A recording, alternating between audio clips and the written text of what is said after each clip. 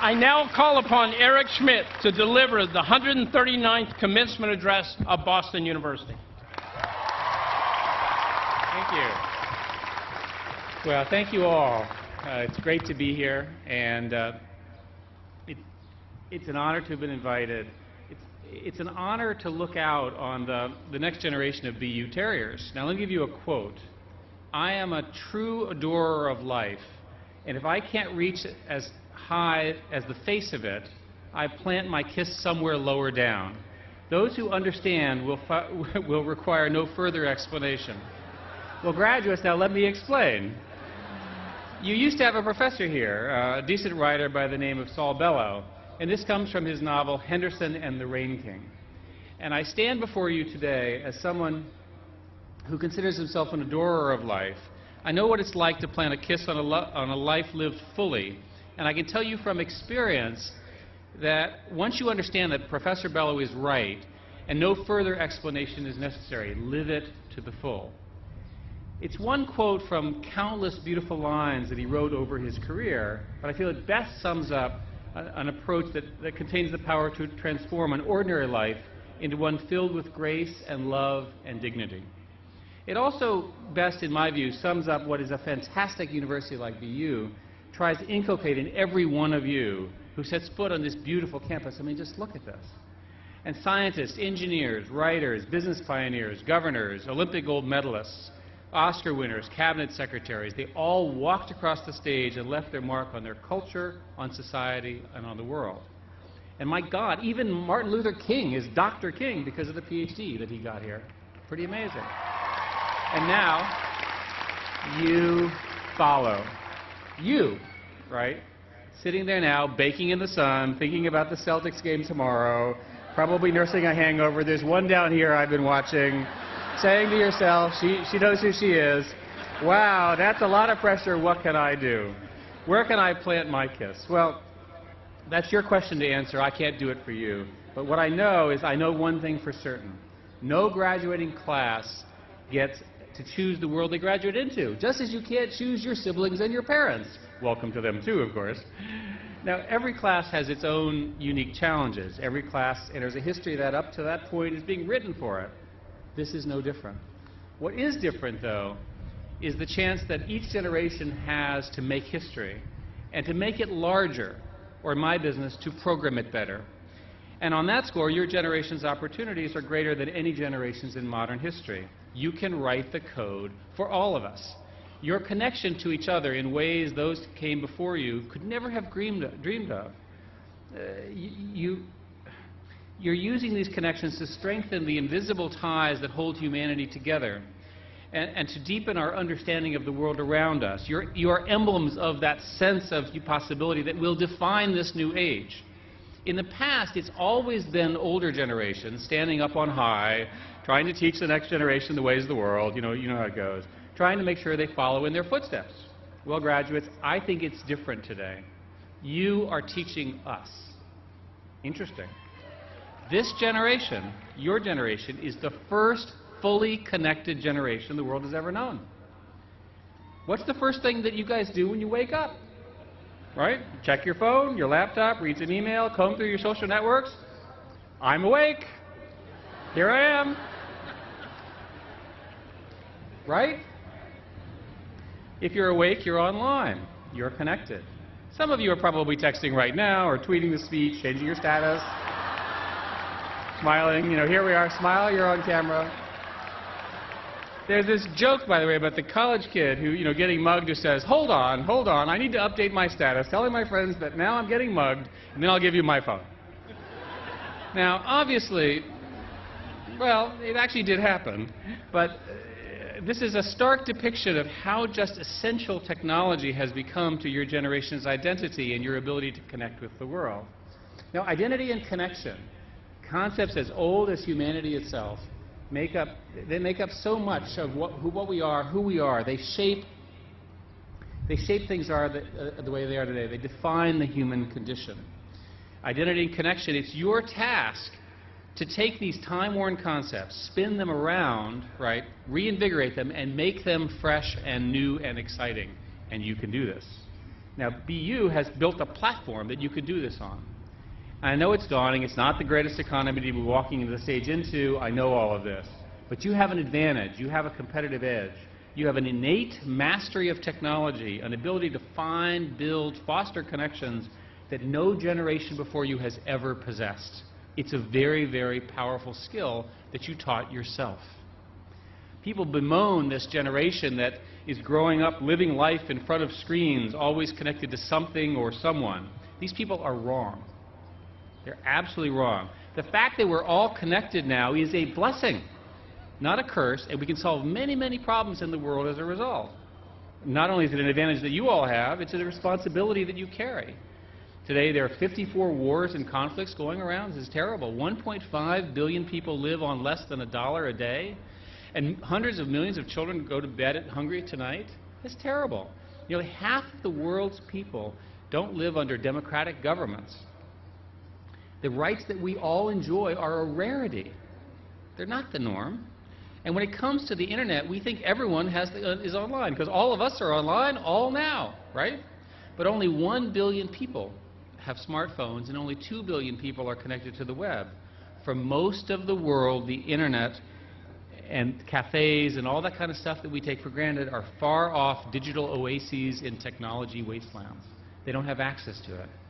But in this century, your century, not mine, your century, there is a chance for change on that horizon. The spread of mobile phones, the new forms of connectivity offer the prospect of connecting everybody, right? And when that happens, connectivity will revolutionize every aspect of society, politically, socially, economically. To connect the world is to free the world, I say. And if we get this right, then we can fix all the world's most pressing problems, to beam bright rays of hope to millions who can see it as only a flicker. You have that power right in your pockets or your pocketbooks, right now. And here's the deal. Yes, I know, we all have this knowledge literally at our fingertips, but now, just because we know more than we used to, doesn't mean our problems go away. The future doesn't just happen. It's not etched or written or coded somewhere.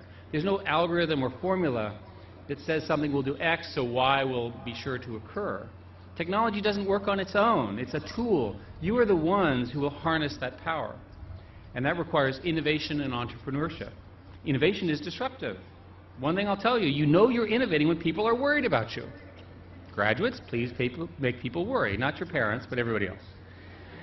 Entrepreneurship is the lifeblood of a new economy. It's a more prosperous society, the engine that keeps communities growing. 2/3 of the new jobs created are in small businesses. And you should all try to create a small business or be part of one. And of course, I would recommend that you use all the products that Google has to offer to set it up. End of that. Now, you all have a chance to make an original contribution. Don't just be a shepherd following somebody else's vision or ideas. New models, new forms, new thinking. That's what we need from you. You don't need to become an aid worker or a teacher, although those obviously good. You don't need to be an engineer. I obviously like that, right? We love this. Everyone, all of you, can make your mark by creating new standards of brilliance and innovation. And those standards can spread. They can scale. They can scale in ways that are once unimaginable. The collective intelligence of our society, our version of the Borg, is really quite different. Think of this as a new society with shared norms and values that crosses continents and unites all of us. The empowerment of each of us empowers all of us. And the distinctive feature of your new world, the distinctive feature is that you can be unique while being completely connected. It's never been possible before. I think this is the true fulfillment of the American dream. You see, computers can do amazing things. Those things in your pockets, they contain power inside of them that your proud parents, your grandparents in the audience never could have possibly imagined. I certainly didn't. These computers, they have speed, they have memory, they have intricately complicated wiring and unfathomably complex circuitry. But there's one thing that they don't have. They don't have a heart. All of these connections that you forge, all the things that I'm talking about, the digital ties that bind our humanity together, are not possible without technology. But it's also not possible without you, without a heart. You have the heart, and the future will not beat without you. Now, don't get me wrong. I obviously believe fully in the power of technology to change the world for the better, obvious. And I believe even more fully in the ability of your generation to use that power to great effect, to rule technology. But you cannot let technology rule you. Remember, and I want you to remember this, one thing you have to remember from my talk is I want you to take 1 hour a day and turn that thing off. I know it's going to be hard. I know it's going to be hard. I want you to take 1 hour, just 1 hour, you do the math, it's 1/24th. Turn it down, turn it off. Shut it down. Learn where the off button is. Take your eyes off that screen and look into the eyes of the person that you love. Right? Have a conversation, a real conversation, with the friends who make you think, with the family who make you laugh. Don't push a button saying, I like something. Actually, tell them. What a concept. Okay? Engage in the world around you and feel, taste, and smell and hug what's right there, right in front of you, not what's a click away. Life is not lived in the glow of a monitor. Life is not a series of status updates. Life is not about your friend count. It's the friends who actually you can count on. Right? Right? So, life is about who you love, how you live. It's about who you travel with through the world with. Your family, your collaborators, your friends. Life is a social experience first. And the best aspects of that experience are not lonely ones. They're spent in the company of others. Now, it's okay after the hour to turn it right back on, not to worry. Now, our modern landscape has changed, yes, but our humanity will always remain. And that, above all else, is what makes us who we are. And who you are is a proud and talented group of BU Terriers. At BU, right? Exciting. Here, you've come to know all of these extraordinary people. Look around. Take a minute. A few years ago, you started off on the road here with these people, knowing them as boys and girls, running around campus, dazed and overwhelmed. Now you're extraordinary men and women in total control of your destinies, ready to make your mark not on history, but on the future. And the friendships that you forged when the times were good and the ones where they were bad, and when you realized you'd overslept your lecture and needed someone else's notes to catch up and all the other stuff that goes on in college, those are the friendships that will matter for your whole life. The people you've met here will be some of the strongest friends and closest allies you'll ever meet in your lives. It's been that way certainly for me. When you leave here, don't leave them behind. Don't leave BU behind. Don't leave them behind. Stay close and stay strong.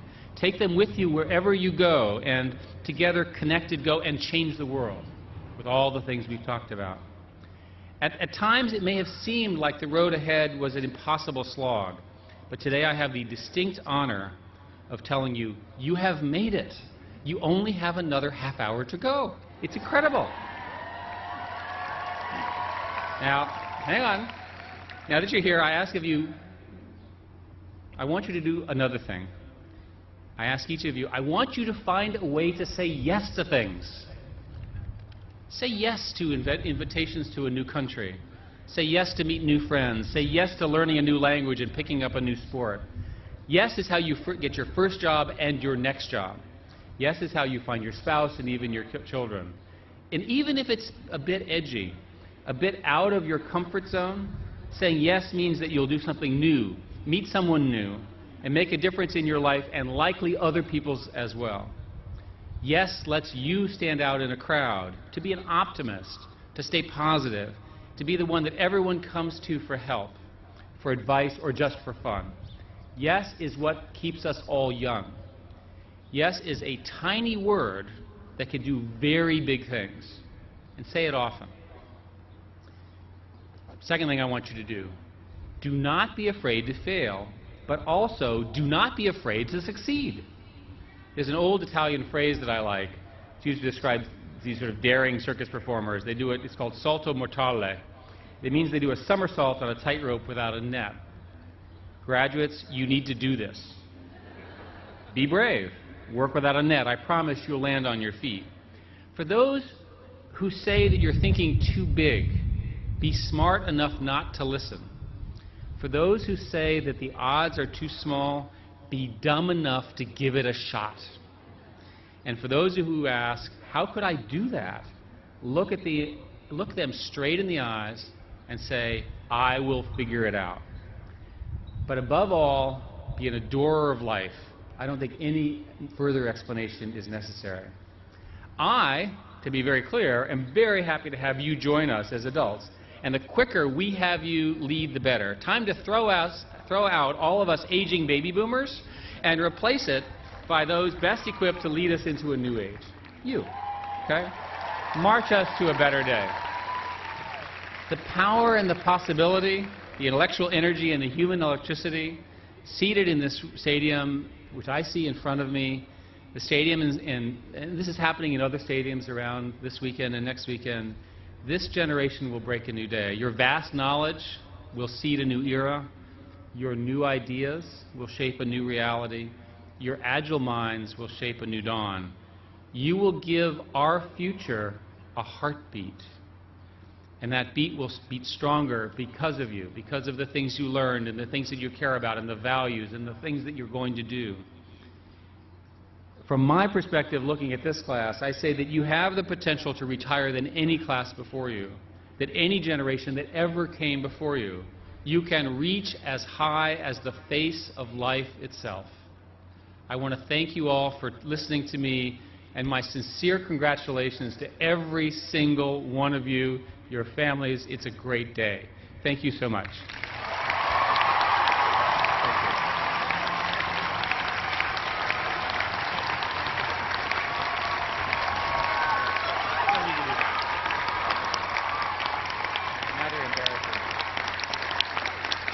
Thank you very much. You're embarrassing me.